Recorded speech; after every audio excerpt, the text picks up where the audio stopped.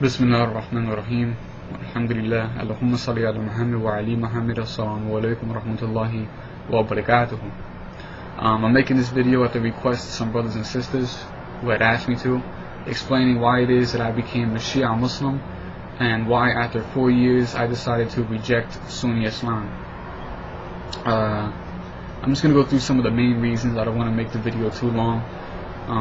The main reason, in fact the two main reasons, are based on a single hadith, and this hadith is located within Sahih Muslim.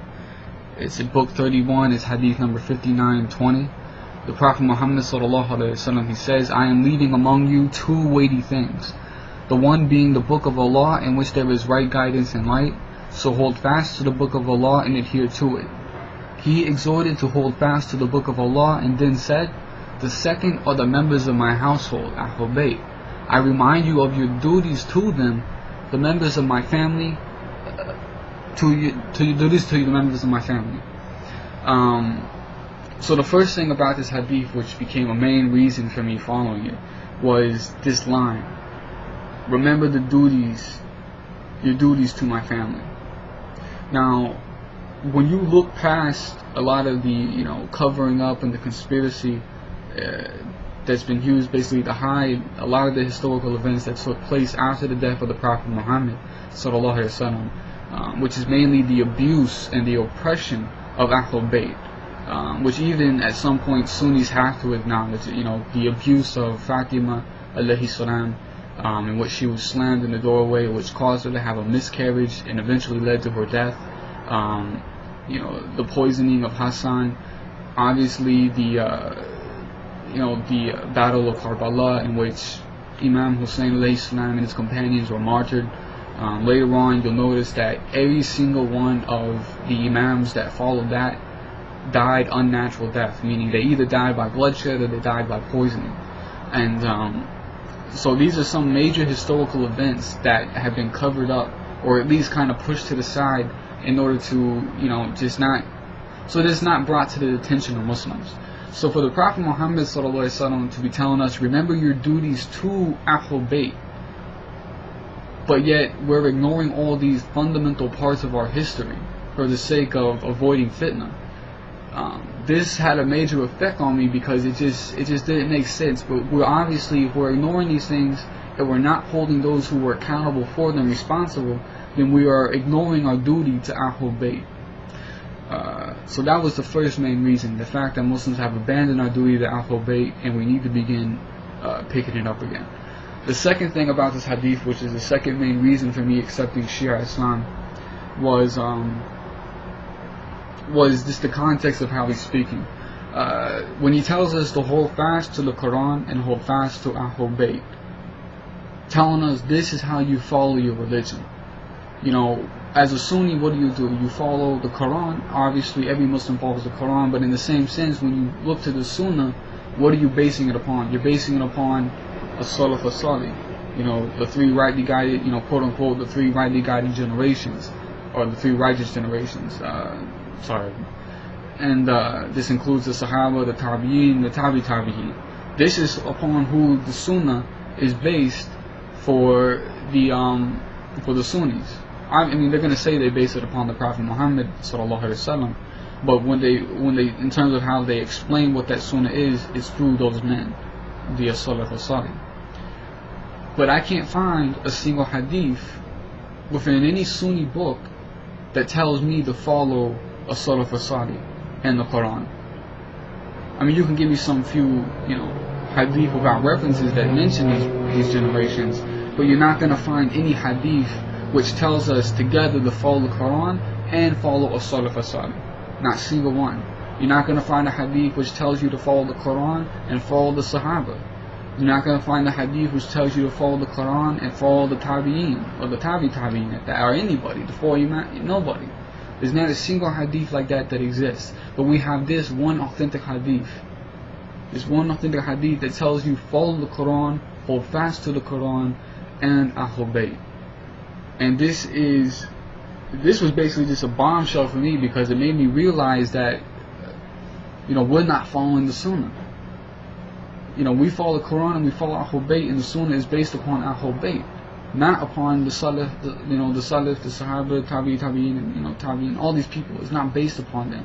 They hold no ground when it comes to defining what the Sunnah is. It's only these men and the women, Ahlulbayt, alayhi salam. So that was the second main reason based on that hadith.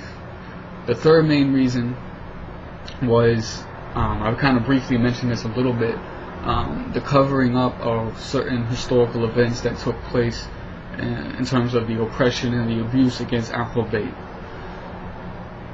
The fact that we could ignore the fact that Fatima was angry with Abu Bakr alayhi salam up until the time she died, and he had denied her right of inheritance, this is a serious issue.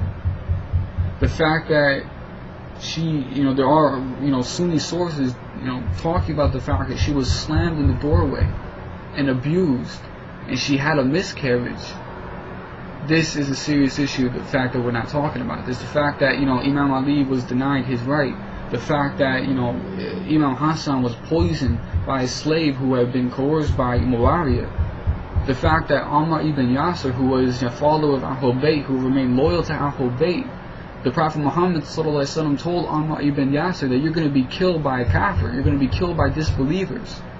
And it was the armies of Muawiyah who killed him. The fact that, we ignore, everything that happened at Karbala. The fact that we ignore the fact that, every single one of the imams was killed, through assassination. The fact that we ignore all these events and we sweep them under the rug, and on top of that, the Sunnis will tell you don't talk about them. They're going to tell you, don't bring them up. That fitna was between them, it's not between us. But the reality is that fitna that took place 1400 years ago between the Sahaba, between the companions, between Ahlulbayt alayhi salam, that fitna affects us all the way up until the day of judgment. Because we all know as Muslims that Imam Mahdi alayhi salam plays a major role when it comes to understanding our deen in terms of the ending times in the last days. So what Mahdi are you going to follow? The Mahdi who has in fact been in occultation for however many, I can't remember the exact number of years, but for the time that he has, are we going to follow the one who's just going to claim that he is, and the Sunnis are going to follow? This was a major issue, the fact that we were covering this up, we were hiding it, and on top of hiding it, we were ignoring it on purpose, and we were being told not to talk about it. And anytime someone tells you you're not allowed to talk about something, and you're not allowed to read about something, and you're not allowed to research about something, it means two things. One, they're hiding something, and two, obviously, it's not the correct methodology.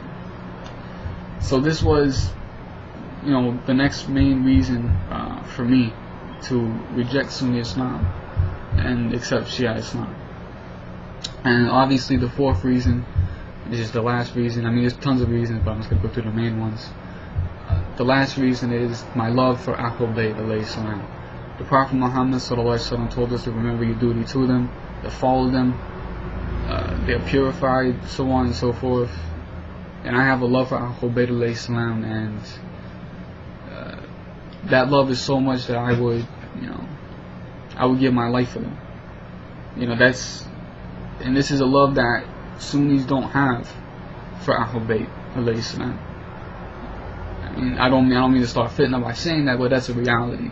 And when I left Sunni Islam and some of my Sunni friends had approached me and talked to me, I remember one of them told me, he said, said something another, and then he said, Ahlulbayt belongs to us. Talking about, Ahlulbayt belongs to the Sunnis. And I didn't say anything to him, just to avoid the fitna. I didn't want to get in an argument. But what I said to myself, and what I said, later on when I told people about it, I said, Ahlulbayt, they belong to no one but Allah. And we belong to Ahlulbayt. Our service is the Ahlulbayt. So how are you going to say Ahlulbayt belongs to you? So just the fourth reason, like I said, is my love for Ahlulbayt, remembering my duty to them, my obligation to them, my servitude to them, and to be a slave of Allah subhanahu wa ta'ala is to be a servant to the Messenger and Ahlulbayt. As simple as that. Sallallahu Alaihi Wasallam was Hussein. And so that's the reason I became a Shia Muslim. There's going to be more to come after this. I'm going to be doing videos, obviously. I'm going to be maybe doing a few projects on a few things. When you learn something, you have to teach it. You have to enjoin the good and forbid evil, as Allah subhanahu wa ta'ala says within Surah 3 verse 104. This is our obligation, and inshallah, thanks for listening and thanks for watching. Assalamu alaikum wa rahmatullahi wa barakatuhu. Allahumma salli ala Muhammad wa ali Muhammad.